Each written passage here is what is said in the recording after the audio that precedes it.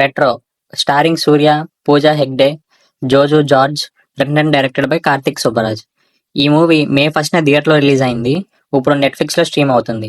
ఫ్యామిలీతో చూడొచ్చా అంటే ఎస్ చూడొచ్చు, ఎలాంటి అడల్ట్ కంటెంట్ లేదు. మూవీ చూశాక నాకు ఎలా అనిపించిందంటే నచ్చలేదు. ఎందుకనేది పాజిటివ్స్ అండ్ నెగిటివ్స్లో మాట్లాడుకుందాం. కథ విషయానికి వస్తే పారి అదే మన సూర్య గారు ఒక గ్యాంగ్స్టర్ రుక్మిణితో లవ్లో పడతాడు. తన కోసం ఈ గొడవలు అండ్ వైలెన్స్ వదిలేసి పీస్ఫుల్గా ఉందామని డిసైడ్ అవుతాడు. పారి వాళ్ళ ఫాదర్ చివరిసారిగా ఒక డీల్ చేసి అప్పుడు వదిలేయమని చెప్తాడు. పారికి అది నచ్చక వాళ్ళ డీల్కి సంబంధించిన మెటీరియల్ ఒకటి దాచిపెట్టేస్తాడు.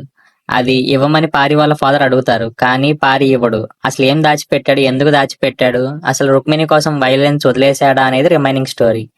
ఈ మూవీలో పాజిటివ్స్ వచ్చేసరికి సూర్య గారి పర్ఫార్మెన్స్ చాలా బాగుంటది. పారి క్యారెక్టర్లో జీవించేశారు. పారి క్యారెక్టర్కి ఈ మూవీలో నవ్వు రాదు. నవ్వు నిజంగానే రాదన్నట్టు యాక్ట్ చేశారు సూర్య గారు. మూవీ మొత్తం అండమాన్ అండ్ నికోబార్ ఐలాండ్స్లో జరుగుతుంది. ఆ లొకేషన్స్ విజువల్లీ చాలా బాగుంటుంది. సినిమాటోగ్రఫీ చాలా బాగుంది. బ్యాక్గ్రౌండ్ స్కోర్ బాగానే వర్క్ అయింది, కానీ కొన్ని పోర్షన్స్లోనే. టెక్నికల్లీ మూవీ బాగుంది. మూవీ స్టార్టింగ్లో ఒక 15 minutes కంటిన్యూస్ షాట్ ఉంటుంది. అది చాలా బాగుంటుంది. ఆ కంటిన్యూస్ షాట్లో చాలా మంది ఆర్టిస్ట్స్ ఉంటారు. వాళ్ళందరినీ మేనేజ్ చేసి చేయాలంటే చాలా కష్టం. ఆ సీన్ కోసం చాలా టెక్నీషియన్స్ బాగా కష్టపడ్డారు. First half and pre climax పర్లేదు అనిపించింది. ఈ మూవీలో నెగిటివ్స్ వచ్చేసరికి movie run time 2 hours 48 minutes ఉంది. చాలా లెందీగా అనిపిస్తుంది. మూవీ ఎప్పుడైపోద్దిరా బాబు అనే ఫీల్ వస్తుంది. హీరో వాళ్ళ నాన్నకు కావాల్సింది ఇచ్చే వరకు హీరోని ఏం చేయడానికి మనకి తెలుసు, హీరోకి తెలుసు. అలాంటప్పుడు అసలు ఇంట్రెస్టే ఉండదు మూవీ చూడడానికి. ఈ మూవీ స్పెసిఫిక్గా ఒక ప్లాట్ అంటూ ఉండదు. కాసేపు వాళ్ళ నాన్నకు కావాల్సిన దాని గురించి గొడవ, కాసేపు హీరోయిన్తో గొడవ, కాసేపు బానిసలు అంటూ ఒక గొడవ, నవ్వితే అన్ని ప్రాబ్లమ్స్ సాల్వ్ అవుతూ అని ఒక పక్క.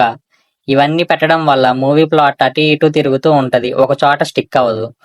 ప్రీ క్లైమాక్స్ లో ఒక మంచి ఎలివేట్ అయ్యే సీన్ ఉంటది, బట్ దాన్ని ప్రాపర్ గా ఎగ్జిక్యూట్ చేయలేదు అనిపించింది. అండ్ బ్యాక్గ్రౌండ్ స్కోర్ కూడా వర్క్ అవ్వలేదు ఆ సీన్ కి. ప్రాపర్ గా అవన్నీ ఉంటే సాలిడ్ గా ఉండేది ఎలివేషన్. మూవీలో శ్రియా శరణ్ గారితో ఒక ఐటమ్ సాంగ్ ఉంటది. ఆ సాంగ్ అసలు బాగాలేదు అండ్ వర్క్ అవ్వలేదు. నా ఫైనల్ వర్డిక్ట్ వచ్చేసరికి one time watchable for few portions and for movie setup. That's it for today. మళ్ళీ ఇంకో రివ్యూతో కలుసుకుందాం.